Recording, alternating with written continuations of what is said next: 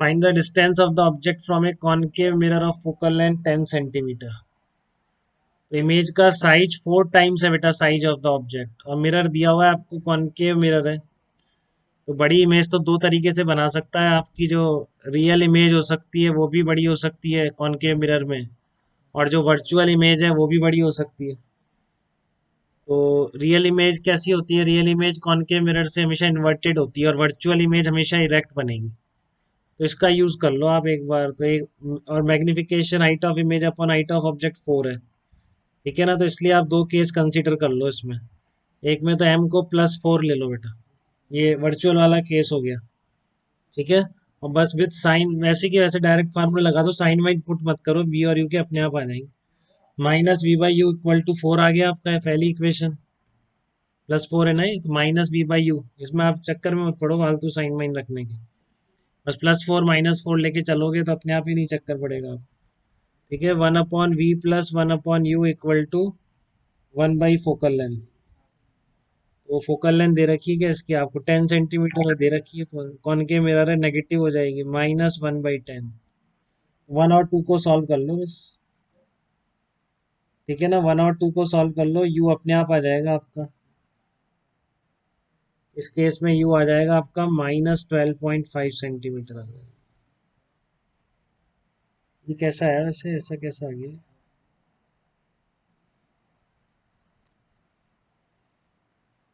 हाँ, नहीं इसमें 7.5 आएगा, वही मैंने कहा इसमें तो पास आना चाहिए ना। ये अपने आप आपका -7.5 आना चाहिए इससे, u = -7.5, ठीक है। और केस नंबर 2 आप वो वाला ले लो, जब आपकी इमेज रियल होगी तो इन्वर्टेड होगी, तो मैग्निफिकेशन कितना होगा? -4, बस फार्मूला लगाना है, -v/u = -4। ये पहला आ गया। दूसरा आपका वही रहेगा, 1/v + 1/u = 1/f। f की वैल्यू पता है, -10। कॉनकेव मिरर है इसलिए सॉल्व कर लो 1 और 2 को। सॉल्विंग 1 और 2, तो फिर आपका u की वैल्यू कितनी आ जाएगी? u की वैल्यू -12.5 आ जाएगी। तो बस ये -7.5 वाला तो वर्चुअल वाला केस हो गया, ये रियल इमेज वाला केस हो गया। किसी को दिक्कत बेटा इस प्रॉब्लम में थोड़ी भी? ठीक है यहाँ तक बिल्कुल। नेक्स्ट क्वेश्चन का जवाब दे दीजिए, छोटा सा ही है। Point source S is placed midway between the two converging mirrors having equal focal length f as shown in the figure। ये कॉनकेव और कॉन्वेक्स मिरर के एग्जैक्टली बीच में सोर्स को रख दिया, और दोनों की जो फोकल लेंथ है वो स्मॉल f इक्वल है। तो सोर्स को कहाँ पे रखना चाहिए कि एग्जैक्टली वन इमेज बने?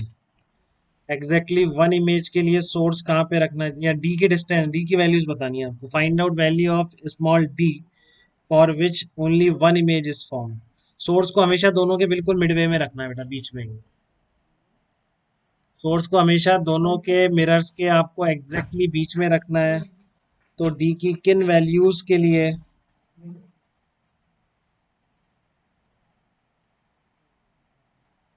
स्मॉल डी की किन वैल्यूज के लिए आपके एग्जैक्टली एक ही इमेज बनेगी, ये बताइए।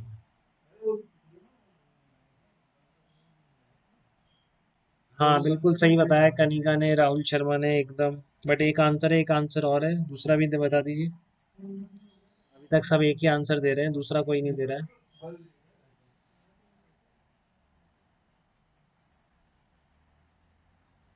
नहीं लक्ष्य नहीं, थोड़ा सा गलत कर रहे हैं। नहीं तेजस्वी, आप भी थोड़ा गलत बता रहे हैं। ये आप थोड़ा तो फालतू ही गलत कर रहे हैं। आप सब कहना चाह रहे होंगे फोकस पे रख दें, बट फोकस d/2 पर होगा तो डी की वैल्यू 2f हो जाएगी, ठीक है। तो इस क्वेश्चन के आंसर दो हैं बेटा, d = 2f and d = 4f, ठीक है। तो कैसे रखेंगे आप इसको? बीच में रखा हुआ है तो आप क्या करेंगे, बिल्कुल सेंटर ऑफ कर्वेचर पर आ जाए बेटा, तो इस पे गिरेगी वापस लौटेगी, इधर जाएगी तो भी वापस लौटेगी, तो एक ही जगह इंटरसेक्ट करेंगे, ठीक है ना। इधर जाने वाली कैसे जाएंगी? ऐसे गिरेंगी वापस यहीं आएंगी, बस। तो सारी एक ही जगह सेंटर ऑफ कर्वेचर फिर इंटरसेक्ट करेगी। अगर ये कितना हो जाए, रेडियस ऑफ कर्वेचर 2f के बराबर हो जाए, तो फिर ये भी 2f हो जाएगा। तो इस केस में डिस्टेंस कितनी आ गई, 4f आ गई। ठीक है। अब यही काम एक तरह से और हो सकता है, अगर आप फोकस पे रख दो तब भी एक ही इमेज बनेगी। फोकस पे रखने से कैसी होती है, आफ्टर रिफ्लेक्शन पैरेलल हो जाती है। ठीक है ना, तो ऐसे चलेगी तो कैसी हो जाएगी, पैरेलल हो जाएगी। पैरेलल जाने वाली कहाँ पर आती है, वापस यही। फिर यहाँ से जो चलेगी क्या होगी, रिफ्लेक्शन के बाद पैरेलल हो जाएगी फोकस पे, वापस पैरेलल जाने वाली वापस फोकस पर ही आती है। तो ये दोनों मिरर का क्या हो जाएगा, फोकस हो जाएगा इस तरह से। तो यहाँ से डी की वैल्यू कितनी आ जाएगी, 2f आ जाएगी। इस तरीके से दो वैल्यूज पॉसिबल हैं, डी इक्वल टू 4f और डी इक्वल टू 2f। किसी को डाउट बेटा यहाँ तक किसी भी तरह का? इस तरह के दो मिरर आमने सामने रख दिए तो डी की वैल्यू 2f और 4f पर क्या होगी, इमेज वहीं बन जाएगी उनकी। ठीक है। एक और सिंपल प्रॉब्लम है, ध्यान से देखिए।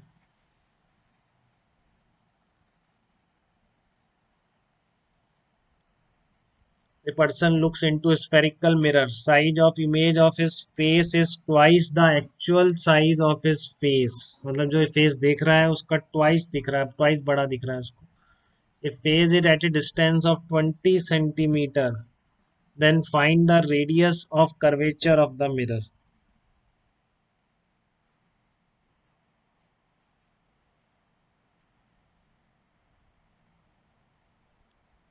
इसमें बात सुन लीजिए, इंपॉर्टेंट क्या है, कर तो लेंगे अगर मैंने थोड़ी सी, बट एक इंपॉर्टेंट बात है कि ये देखो बड़ी वर्चुअल इमेज है बेटा। तो ये बात समझिए, आपको गाड़ी के शीशे में सब वर्चुअल इमेजेस दिखती हैं। वर्चुअल इमेज ही आप देख पाते हैं। अगर आपको रियल इमेज देखनी होती है तो स्क्रीन की जरूरत पड़ेगी, रियल इमेज स्क्रीन पे बनती है। रियल इमेज आप अपने शीशे में जैसे खुद को देखते हैं आप, तो आप रियल इमेज ऐसे नहीं देख सकते। रियल इमेज के लिए आपको कोई स्क्रीन लगानी पड़ेगी जिन पे बनती है। ठीक है। और ये कह रहा है कि खुद का फेस देख रहा है वो मिरर में, इसका मतलब वो इमेज कैसी है, वर्चुअल इमेज है वो।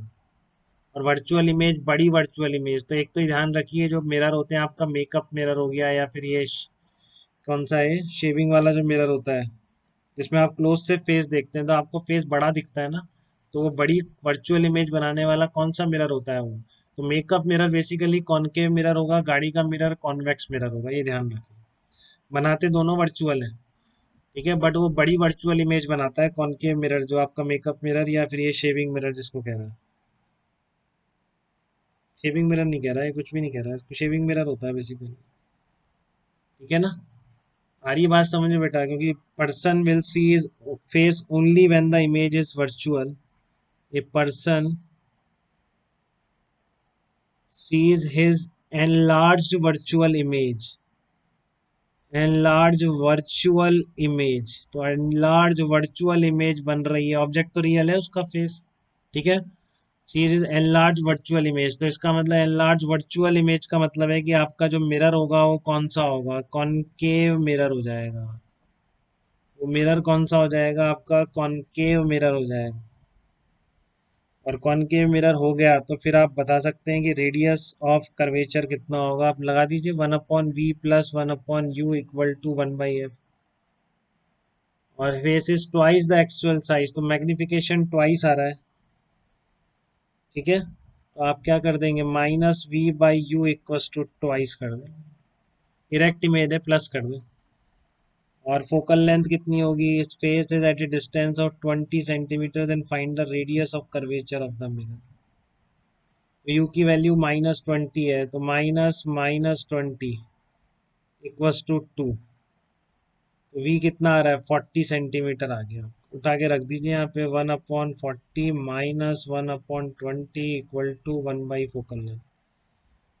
ठीक है, तो 1/40 -1/20 कितना आ जाएगा,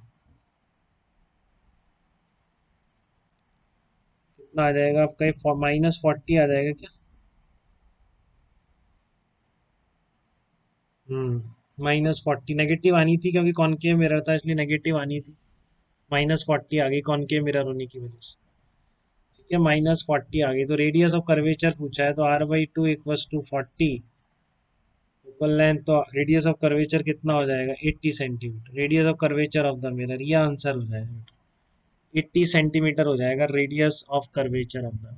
ये ध्यान रखिए, बड़ी वर्चुअल इमेज कह रहा था इसलिए मैंने कॉनकेव मिरर मान लिया। ठीक है ना, ट्वाइस द एक्चुअल साइज, तो इरेक्ट ही होगी वो, इसलिए एम मैंने पॉजिटिव भी लिया, 2 लिया। और अपनी इमेज देख रहा है मिरर में, आप देख रहे हो तो हमेशा आप वर्चुअल इमेज देख रहे हो, कॉन्वेक्स देखो या आपका घर का प्लेन मिरर देखो, वो सब वर्चुअल इमेज है आपकी। ठीक है, रियल इमेज ऐसे देखना आसान नहीं होता, वर्चुअल इमेज देख पाते हैं।